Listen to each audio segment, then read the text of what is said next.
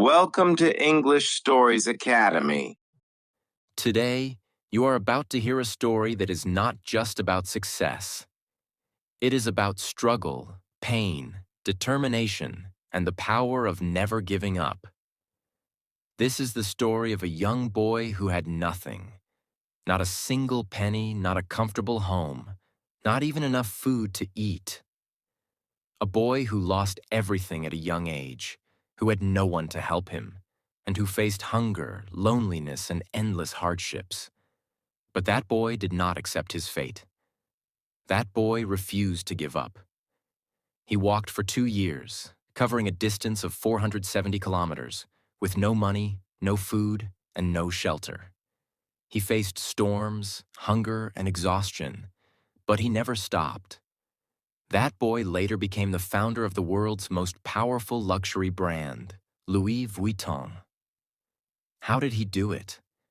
How did a homeless, hungry boy become the creator of a billion-dollar empire? How did he turn his pain into power and his struggles into success? Everything in this story is true. Every struggle, every success, and every detail. Watch the full story to truly understand the journey from nothing to ultimate luxury. Trust me, you won't regret it. This story isn't just inspiring. It's a powerful way to improve your English.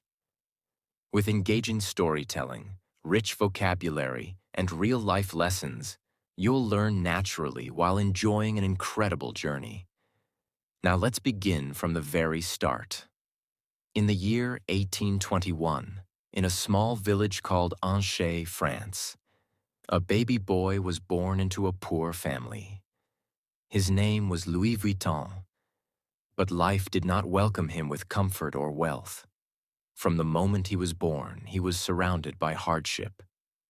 His father, Xavier Vuitton, was a carpenter, a hard-working man who built furniture and small wooden structures. His mother, Coronne Gaillard, was a hat maker who spent her days sewing hats for local women. They worked day and night, yet their earnings were barely enough to buy food. Louis grew up in a tiny wooden house with a leaking roof and cold, damp floors. Winters in Angers were brutal. Snow covered the village for months, and cold winds made life even harder. There was no heating, no warm blankets, and no comfortable bed. Louis and his family had to survive with whatever they had. At a young age, he learned that life was not fair. He did not have the toys that rich children had. He did not go to school like them. Instead, he spent his childhood helping his father in carpentry, carrying heavy wooden planks, hammering nails, and cleaning sawdust from the floor. His hands were rough, his clothes were torn, and his stomach often remained empty. But Louis was different from other children in his village. Even though he was poor, even though he had nothing, he had something that others did not. A dream. Every day, travelers passed through his village. Rich men and women dressed in fine clothes, carrying large wooden trunks and suitcases. Louis would watch them with fascination. Where were they going? How far were they traveling? Who made those beautiful trunks they carried? He had never seen the world beyond his small village, but his heart longed to know more. He was curious, hungry for knowledge, and desperate for a better life. But fate was not kind to him. When Louis was just 10 years old, his mother fell sick. There were no hospitals in the village, no doctors to treat her. Day by day, her condition worsened. One morning, as the sun rose over the hills, Louis's mother took her last breath. She was gone. Louis stood by her grave, silent, unable to cry. His world had fallen apart. His father, broken by grief, became distant and cold. He no longer had the strength to take care of Louis. For the first time, Louis felt completely alone. But in that moment of pain, he made a decision. He would not stay in this village forever. He would not accept a life of poverty. He would leave. He would chase his dream. But how? At the age of 13, Louis had no money, no horse, and no food. Paris, the city of dreams, was 470 kilometers away. It was impossible. Or was it? One evening, as the village prepared for sleep, Louis packed a small bag. He had no map, no guide, only a dream. He did not tell his father. He did not say goodbye to anyone. Before the sun could rise, before anyone could stop him, Louis took his first step on the long road to Paris. He did not know what lay ahead. He did not know how he would survive. But he knew one thing. He could not stop. He walked for hours, then days, then weeks. His feet were sore, his body weak. Sometimes kind strangers gave him food. Other times, he went to bed hungry, lying under trees, using his bag as a pillow. He crossed forests, mountains, and rivers. He worked as a farm helper in small villages, earning food in exchange for labor. Rain soaked his clothes, winter winds burned his skin, but he never turned back. He was tired. He was starving, but he was determined. After 2 years of walking, struggling, and surviving with nothing but determination, Louis Vuitton finally arrived in Paris. But Paris was not the magical place he had imagined. The city was massive, filled with thousands of people, carriages rushing through the streets, and markets overflowing with food and luxury goods. The air smelled of fresh bread, roasted coffee, and perfume. Things Louis had never experienced in his poor village. But there was also another side to Paris.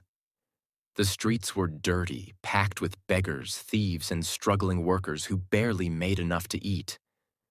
The reality was harsh. Paris was not a place that welcomed the poor. And Louis had nothing. No home, no family, no money. He stood at the edge of the city, exhausted, his clothes torn, his feet bleeding from the long journey. His stomach growled, but he had no food. For the first time in 2 years, fear crept into his heart. Where would he sleep? How would he survive? The first night in Paris was the hardest. Louis found an empty wooden cart abandoned near a bakery. He crawled inside, pulled his small bag close to his chest, and tried to sleep. The streets were noisy. People laughed, shouted, and horses clattered against the stone roads. Rats scurried around, searching for food, but Louis was too tired to care. He closed his eyes, ignoring the cold wind biting his skin. The next morning, hunger forced him to wake up early. He watched as well-dressed men and women entered bakeries, buying golden loaves of bread and buttery croissants. The smell made his stomach twist in pain. He had no choice. He needed work. Louis walked from shop to shop asking for a job, but every time the answer was the same. No experience, no work, no connections, no chance, no money, no food. Paris was cruel to those who had nothing. Days passed, and Louis grew weaker. He ate scraps from the market, picking up leftover bread from the ground when no one was looking. His body ached. His clothes were dirty. He had never felt so alone. But he refused to give up. One evening, as the sun set over the city, Louis noticed a man struggling to carry a large wooden trunk into a shop. The man was sweating, his hands shaking from the weight. Without thinking, Louis ran forward and grabbed the other side of the trunk. The man looked at him in surprise but said nothing. Together, they lifted the trunk inside. The shop was unlike anything Louis had ever seen. Wooden trunks of all shapes and sizes lined the walls, some covered in leather, others decorated with brass locks and golden initials. It was a workshop, one of the finest in Paris. The owner of the shop, Monsieur Maréchal, watched Louis with sharp eyes. "You're strong for a boy your size," he said. "What's your name?" "Louis Vuitton, sir? What do you want?" Louis took a deep breath. This was his chance. "I want to work." Maréchal raised an eyebrow. "Can you make trunks?" Louis hesitated. "No, sir, but I can learn." The old man chuckled. "Everyone says that, but not everyone is willing to do the hard work." Louis's stomach clenched. He had come too far to be rejected again. "Give me a chance," he said, his voice firm. "I will work harder than anyone else." There was silence. Then Maréchal nodded. "Fine. You start tomorrow. But don't expect money yet. You work, you learn, and if you're good, then we'll talk about payment." Louis bowed. "Thank you, sir." He had done it. He had found a place to work. But this was only the beginning. The next morning, Louis arrived before sunrise. The workshop was freezing. The scent of fresh wood and glue filled the air. Tools were scattered across wooden tables: hammers, saws, chisels, and needles for stitching leather. Louis was assigned to sweep the floor, fetch tools, and clean up after the workers. At first, he didn't mind. He was just happy to be inside, away from the cold streets. But weeks passed, and he was still only doing basic tasks. He wanted to build. He wanted to create. One evening, after everyone had left, Louis stayed behind. He picked up a small wooden panel and began practicing. He hammered, carved, and stitched, imitating the work he had seen during the day. The next morning, Maréchal noticed the piece. He lifted it, examining the clean edges and precise stitches. "Did you make this?" he asked. Louis nodded, nervous. Maréchal didn't smile, but he didn't scold him either. "From now on, you stay after work. I'll teach you." That night, Louis worked harder than ever. He learned how to shape wood, how to select the best leather, how to stitch with perfection. He watched the master craftsmen memorizing their every move. Months turned into years. He was no longer just an apprentice. He was becoming a craftsman, and people started to notice. By the time Louis was 20 years old, his hands were no longer those of a poor village boy. They were the hands of a skilled artisan. He was faster than the other workers, more precise in his craftsmanship, and more creative with his designs. Nobles and wealthy customers began requesting him by name. "I want my trunk made by Vuitton." "That boy makes the finest trunks in Paris." His reputation grew. He was no longer just a poor worker. He was someone valuable. One day, a woman entered the shop. She was elegant, wearing a luxurious silk gown and a pearl necklace. But it was her name that changed everything. She was Empress Eugénie, the wife of Napoleon III, the ruler of France. She was not just another wealthy customer. She was royalty. Her silk gown shimmered under the golden chandeliers of the workshop. Her diamond earrings sparkled as she glanced around, unimpressed by the ordinary trunks lining the walls. But when her gaze fell upon Louis, her sharp eyes narrowed. "Are you the young craftsman they call Vuitton?" she asked, her voice smooth but commanding. Louis swallowed hard.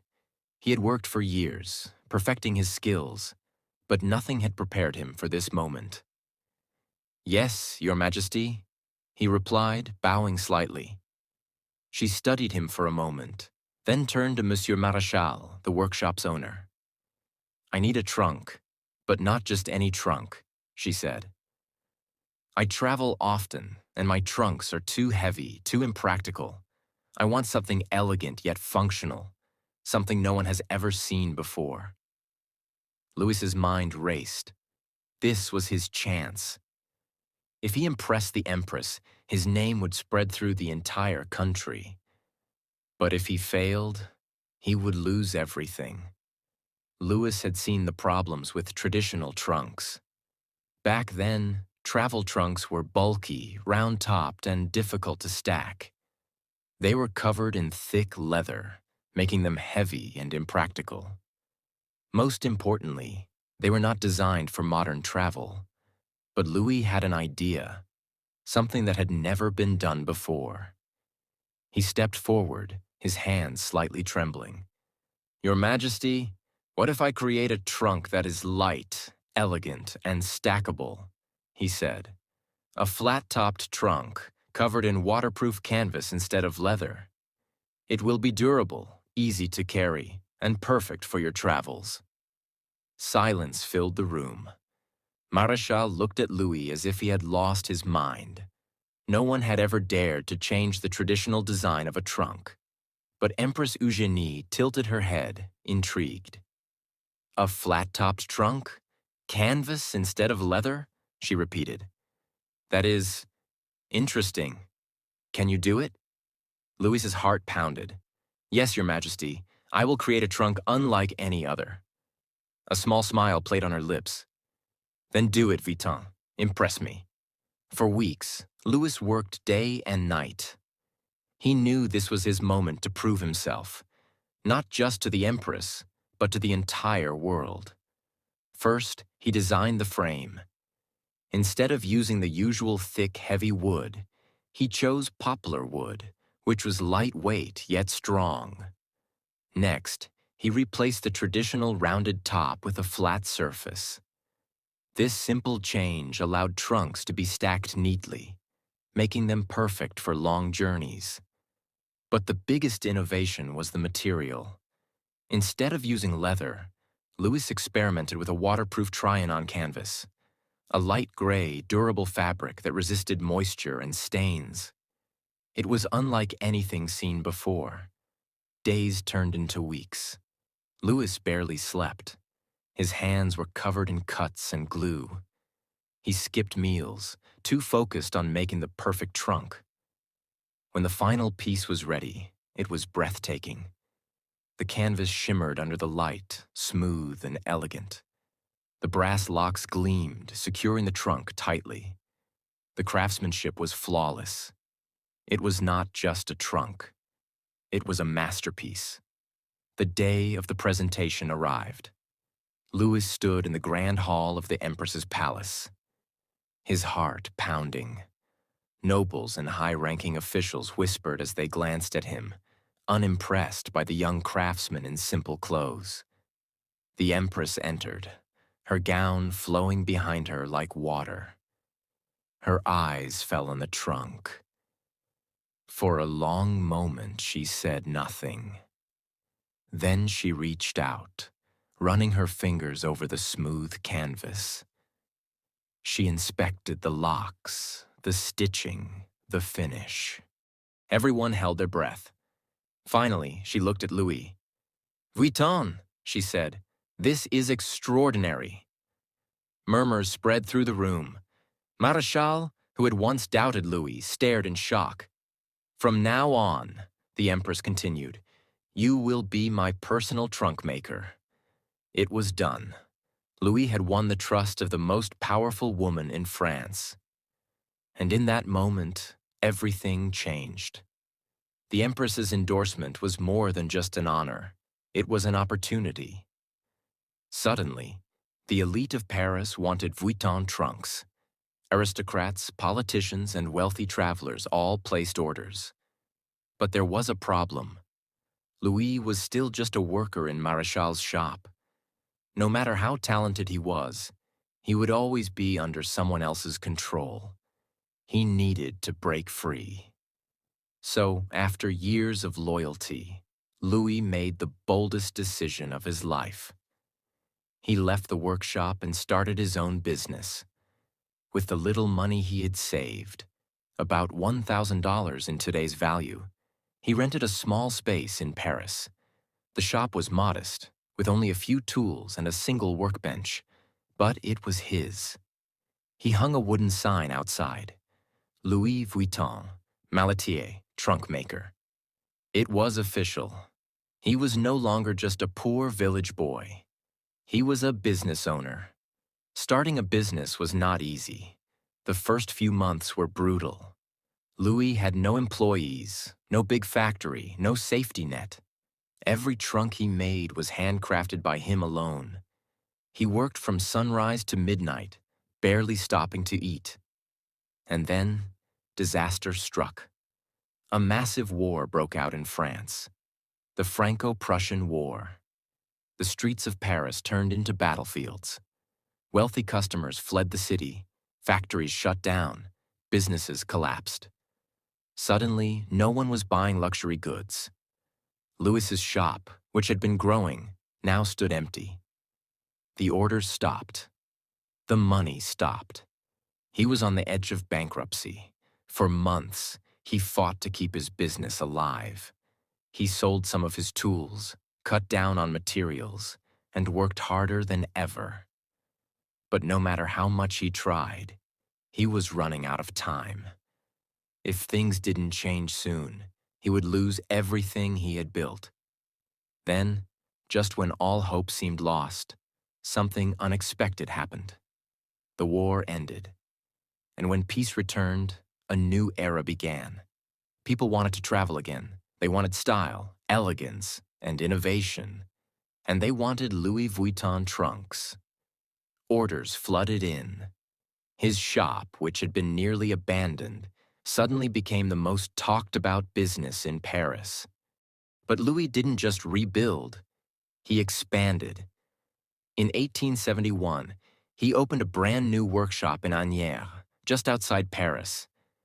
It was 4 times bigger than his old shop. He hired workers, trained apprentices, and designed new collections. His dream was no longer just a shop. It was an empire in the making. But the world was changing fast. Luxury was no longer just for royalty. It was for the rising elite. While Louis was building his empire in the 80s, his personal life was also changing. He married Clémence Émilie Pariot, a strong and supportive woman who believed in his dreams. She was not just his wife. She was his partner. They had a son, Georges Vuitton, who later expanded the business. But success came at a cost. Louis, obsessed with perfection, spent endless nights in his workshop, barely seeing his family. He missed birthdays, gatherings, and quiet evenings, all while chasing his dream. From the very beginning, Louis understood something most businessmen didn't. If you want to create a lasting brand, you must sell to the rich. But why? The wealthy had power. They influenced fashion, trends, and the desires of society. If aristocrats and high-status travelers used Vuitton trunks, everyone else would dream of owning one too. And there was another reason. Rich customers did not argue about price. They only cared about exclusivity. Louis never tried to sell to the masses. He focused on a few elite clients who were willing to pay top dollar for something unique and handcrafted. This strategy worked like magic. Soon, not only nobles, but also bankers, businessmen, and world travelers started ordering Vuitton trunks. Owning a Louis Vuitton trunk was no longer just about travel. It was a status symbol. Louis Vuitton had built an empire, but his journey ended in 1892 when he passed away, leaving his son, Georges Vuitton, in charge. Before passing away, Louis called Georges to his side and gave him one final lesson. Never sell cheap, never sell to the masses. Our name must always stand for the best.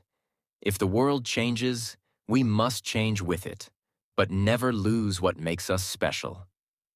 Georges was young, ambitious, and determined to take his father's vision to new heights. He expanded Louis Vuitton beyond travel trunks, introducing handbags, cutlery bags, and luxury minibars that changed the world of high fashion. As his business grew, copycats appeared.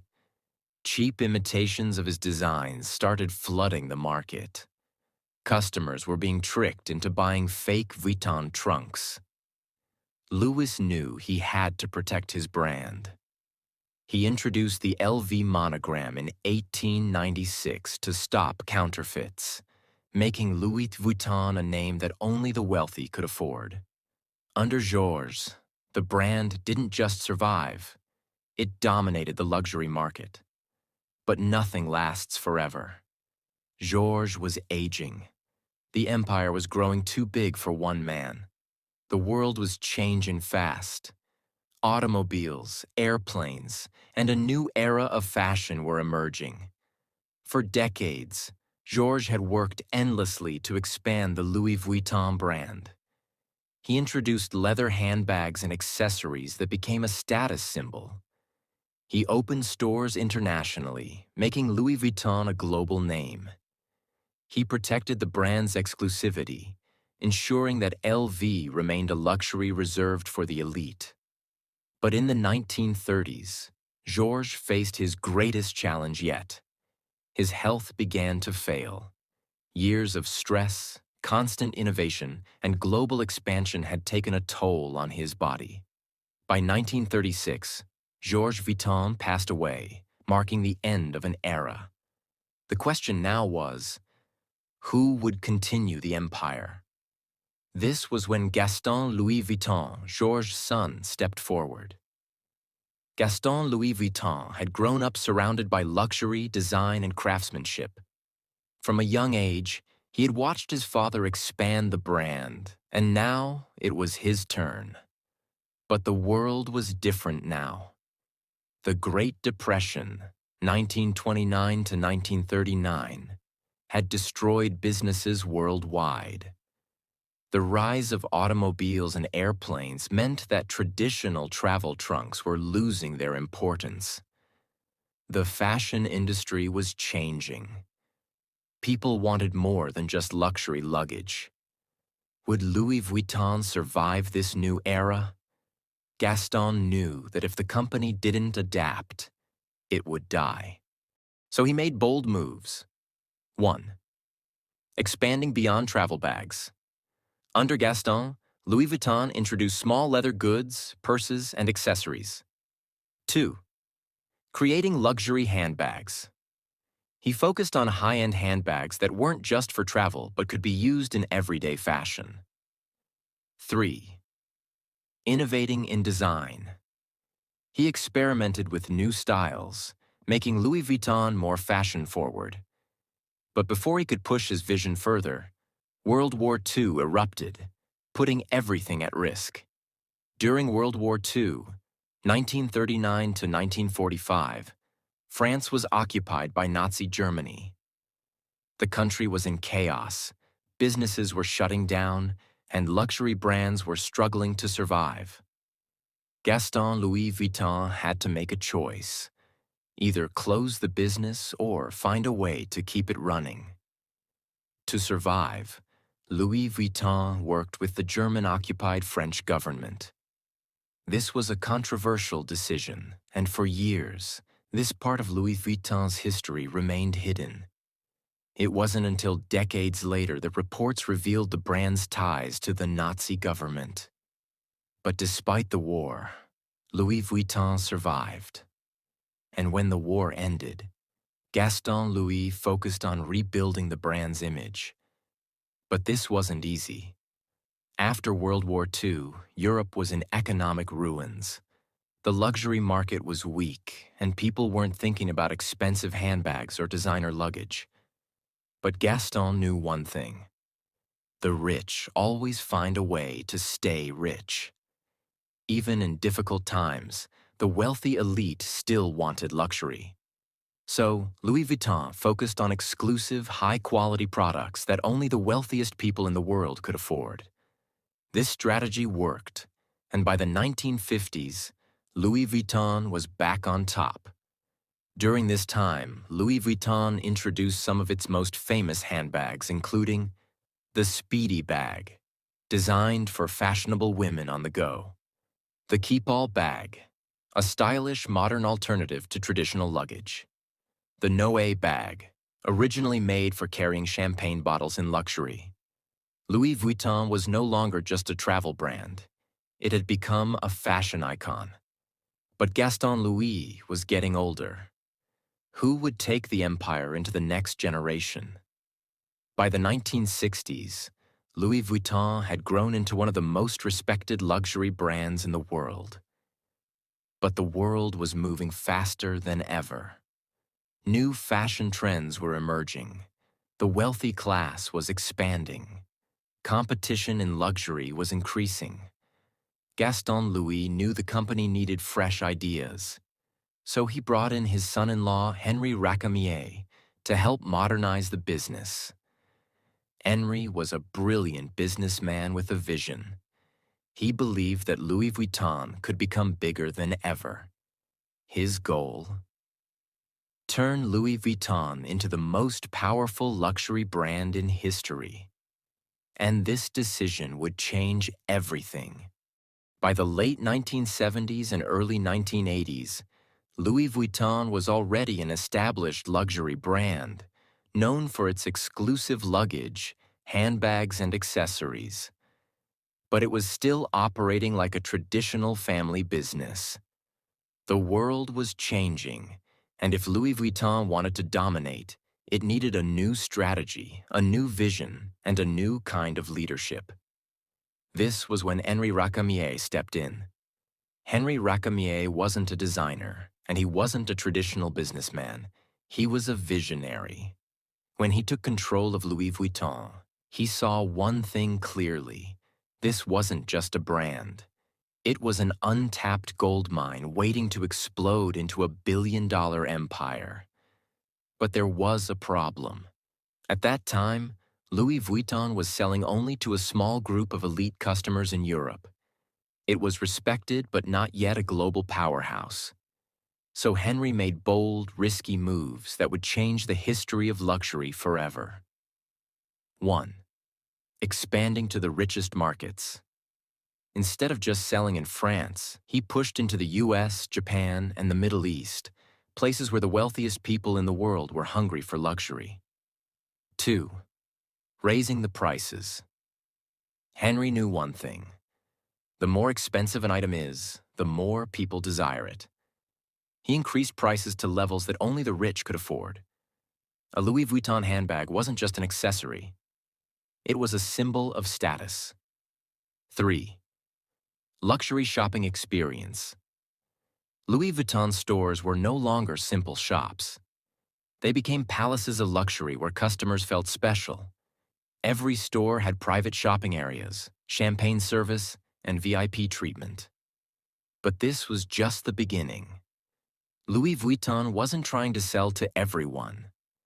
The brand targeted the top 1% of the world. The millionaires, billionaires, celebrities, and royalty. This was why they introduced limited edition bags, exotic leather products, and even private made-to-order collections. Some of the most exclusive Louis Vuitton products included crocodile skin handbags. Some LV bags are made from real crocodile leather, which makes them extremely rare and expensive. Prices for these bags start at $50,000 and can go up to $100,000 or more. Python and ostrich skin bags. These bags are handcrafted using python, ostrich, and other exotic skins, making them not just accessories but collector's items. Custom mini bars and cutlery bags. Louis Vuitton even introduced luxury mini bars and cutlery bags for the ultra-rich, designed to be used in private jets and yachts. These items could cost hundreds of thousands of dollars. Unzippable travel trunks. One of the most iconic LV products is the custom-made travel trunk, which can cost up to $500,000 depending on the customization. But there was one problem. When a brand becomes too exclusive, counterfeiters start trying to copy it. As Louis Vuitton's popularity grew, fake LV bags flooded the market. In the 1980s, knockoff versions of Louis Vuitton handbags were being sold on the streets of Paris, New York, and Tokyo. This was a huge threat to the brand's image. If everyone had a Louis Vuitton bag, it wouldn't be special anymore. So Henri Racamier launched one of the biggest anti-counterfeiting campaigns in history. Louis Vuitton hired special teams of investigators to track down and shut down counterfeit factories. They worked with governments to pass strict anti-counterfeiting laws. They introduced special security features in their products to make them harder to fake.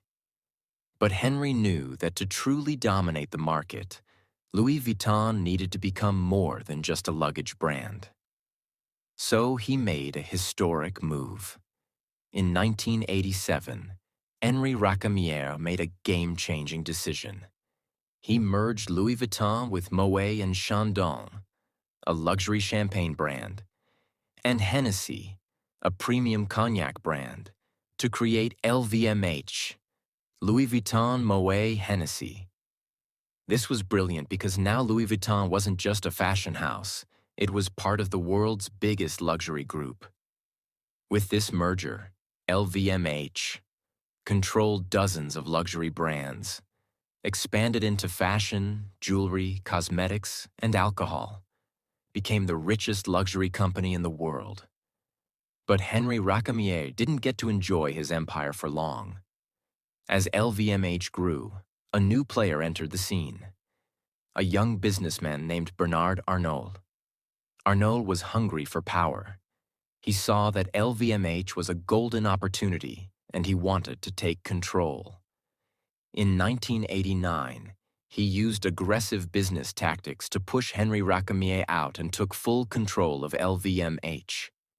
This move was controversial, but it made Bernard Arnault the most powerful man in luxury fashion.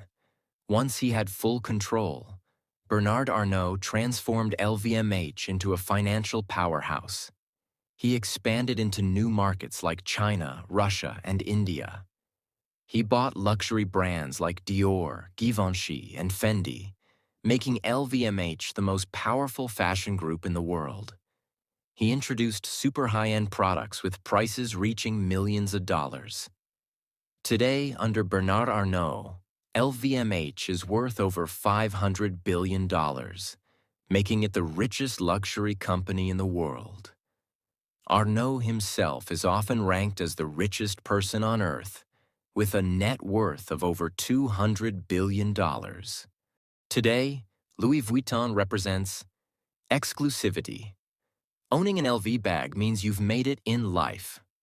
Luxury craftsmanship. Every Louis Vuitton product is handmade by the best artisans in the world. A status symbol. Whether it's a handbag, luggage, or a custom minibar, Louis Vuitton is the ultimate sign of wealth. Even after 170-plus years, Louis Vuitton remains the most powerful luxury brand in the world. And it all started with one young man, Louis Vuitton, who had nothing but a dream. Louis Vuitton's story is a lesson in determination, vision, and risk-taking. From a poor boy in a small village to the biggest luxury empire in the world, Louis Vuitton proves that hard work and innovation can change everything. Every step, from handcrafting trunks to creating billion-dollar handbags, was built on excellence and exclusivity. And even after wars, economic crises, and battles for control, Louis Vuitton has stood the test of time. This is more than a brand. It's a legacy. Like, share, and subscribe to our channel.